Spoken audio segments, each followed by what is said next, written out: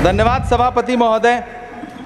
83 minute 71 बार थपथपाई गई मेज, 14,417 शब्दों का बजट भाषण और उस बजट में अपने लिए राहत तलाशती मिडिल क्लास की हैरतज़दा आंखें।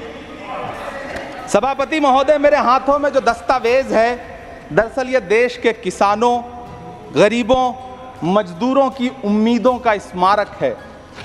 ऐसा लग रहा है जैसे वित्त मंत्री महोदया ने बजट नहीं तैयार किया है, बल्कि प्रधानमंत्री जी की मन की बात का संकलन तैयार किया है।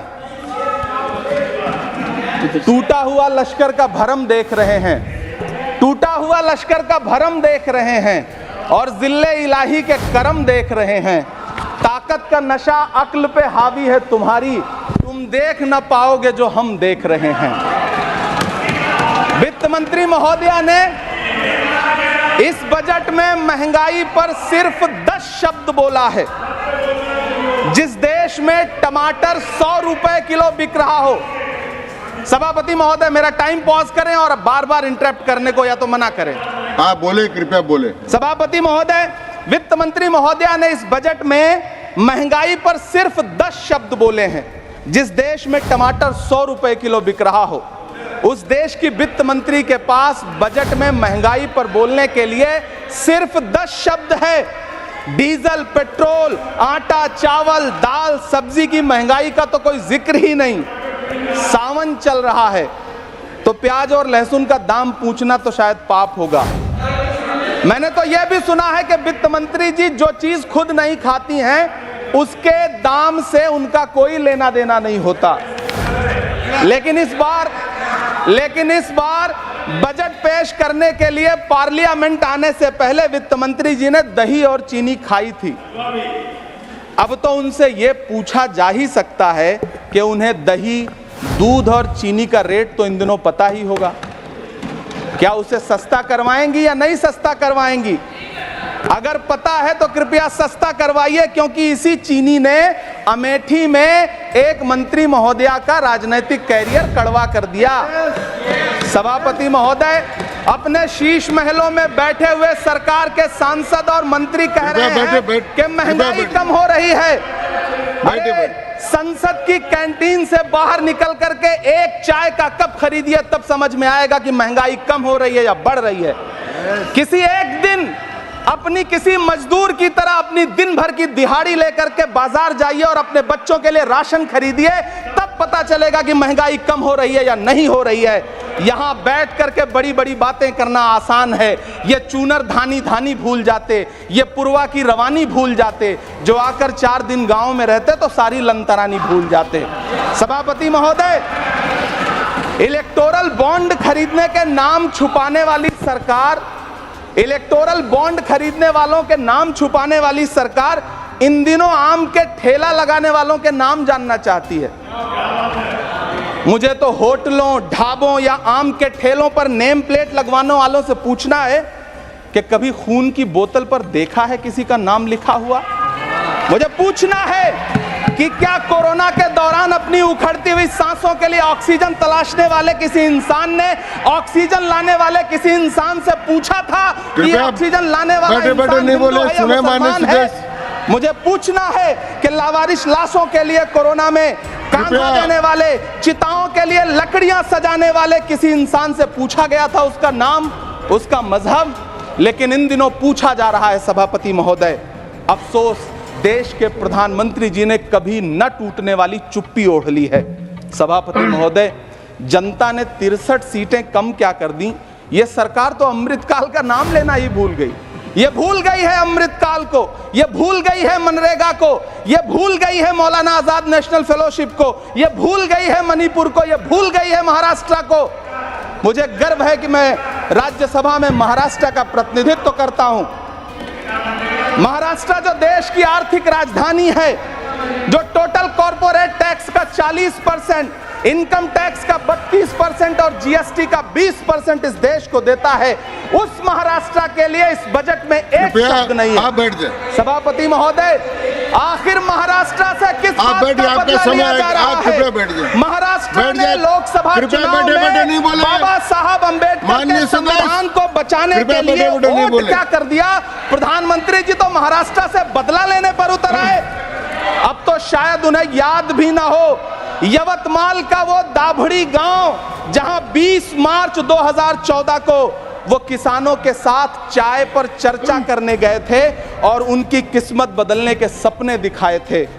उसी यवतमाल में पिछले 6 महीने में 132 किसानों ने आत्महत्या की है। सभापति महोदय, महाराष्ट्र में हर महीने 209 किसान आत्महत्या कर रहे हैं। राज्य सरकार द्वारा सौंपा गया आंकड़ा बताता है कि 1 जनवरी से 31 मई के बीच 1046 किसानों ने आत्महत्या की है। लेकिन अफसोस, इस बजट में महाराष्ट्र के किसानों के लिए कुछ भी नहीं है। किसानों से चिढ़ी हुई सरकार ने बजट में किसानों के एमएसपी की लीगल गारंटी नहीं दी। लेकिन याद रखिएगा, जो किसान का नहीं वो हिंदुस्तान का नहीं।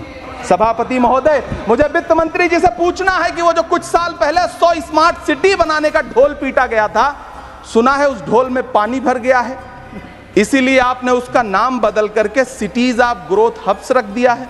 अच्छा है, नाम बदलने का खेल खेलते रहिए, आपकी कई सरकारें तो इसी वजह से चल रही हैं। इस सरकार को पढ़े लिखे लोगों से दिक्कत है सभापति महोदय, इसीलिए इस सरकार ने यूजीसी का बजट 66% कम कर दिया है। वाह इस सरकार। सभापति महोदय, मैं वित्त मंत्री जी के संज्ञान में लाना चाहता हूं कि किशनगंज में एएमयू सेंटर के पास 224 एकड़ जमीन है। यूपीए सरकार ने सोनिया गांधी जी की अगुवाई में 136 करोड़ रुपए एएमयू किशनगंज सेंटर के लिए सेक्शन किए थे। लेकिन आपकी सरकार ने पिछले 10 साल में उस 136 करोड़ में से सिर्फ 10 करोड़ रुपया रिलीज किया है। 1.5 करोड़ की आबादी वाला सीमांचल बेहतर शिक्षा के लिए उस सेंटर की बाट जोह रहा है। मेरा आपसे सवाल है कि इस सेंटर का बाकी पैसा आप कब रिलीज करेंगे? मुझे उम्मीद है वित्त मंत्री महोदया जवाब जरूर देंगी। सीमांचल उसी बिहार में आता है जिसकी बैसाखी के सहारे आपकी सरकार चल रही है। वहां के लोगों को एम्स की जरूरत है। महानंदा और कोसी से होने वाली बाढ़ की तबाही को रोकने के लिए बांध बनाइए, सीमांचल के साथ सौतेला व्यवहार बंद करिए। इकोनॉमिक कॉरिडोर बनाने से किसी राज्य का विकास नहीं होगा, विकास होगा स्वास्थ्य और शिक्षा के बुनियादी मुद्दों के लिए बजट देने पर। सभापति महोदय, एक तरफ तो इस बजट में पीएम आवास योजना के तहत 3 करोड़ अतिरिक्त मकान देने की घोषणा है और दूसरी तरफ लखनऊ के अकबर नगर में 1280 वो मकान हैं जिन्हें रिवर फ्रंट बनाने के नाम पे बुलडोजर से जमींदोज कर दिया गया।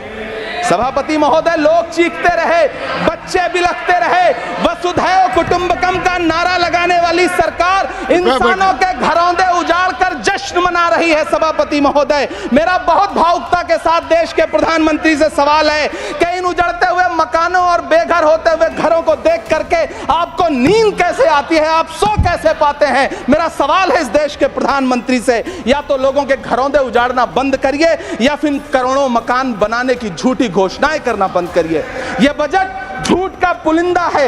यह बजट आपके पिछले साल के बजट का कट कॉपी पेस्ट है। यह बजट हमारे चुनावी घोषणा पत्र की नकल करने की एक बेईमान कोशिश है। लेकिन कहावत है ना कि नकल के लिए भी अकल चाहिए। मेरे हाथ में एक तरफ न्याय पत्र है जो हमारा है और दूसरी तरफ अन्याय पत्र है जो आपका है। इस सरकार को आलोचना सुनने की आदत नहीं है सभापति महोदय। जब आप इनसे सवाल पूछिए तो ये कहते हैं कि आप बताइए 70 साल में आपने क्या किया है। मैं तो इस सदन में कहना चाहता हूं सभापति महोदय कि हमसे 70 साल का हिसाब मांगने वालों, जो सरकार अपना चलाया हुआ 2000 का नोट 7 साल नहीं चला सकी, वो हमसे 70 साल का हिसाब मांगती है।